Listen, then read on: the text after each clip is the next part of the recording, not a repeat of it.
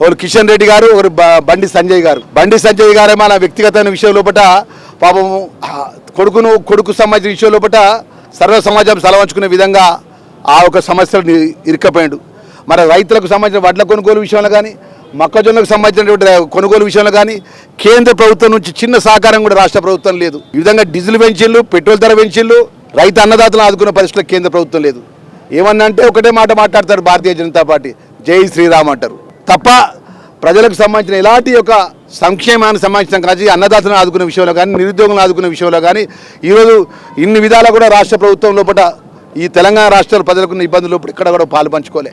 రాష్ట్ర ప్రభుత్వం ద్వారా దామాషా ప్రకారం మనం ఎంతైతే పన్ను చెల్లిస్తామో కేంద్ర ప్రభుత్వం నుంచి మన రాష్ట్ర ప్రభుత్వానికి, మన తెలంగాణకు అంత రాదు. మరి అరకొరగా ఇచ్చి ఈరోజు నిధులు సరిగి ఇవ్వక, మన సంక్షేమాన్ని పట్టించుకోక, మన అన్నదాతలను పట్టించుకోక తిరిగి డీజిల్ ఛార్జీలు, పెట్రోల్ ఛార్జీలు పెంచిళ్ళు. మొన్నటి వరకు 2023 డిసెంబర్ వరకు మేమే రాజులం, మేమే మంత్రులం బీఆర్ఎస్ పార్టీ ఒక్క మాట మాట్లాడతలేదండి.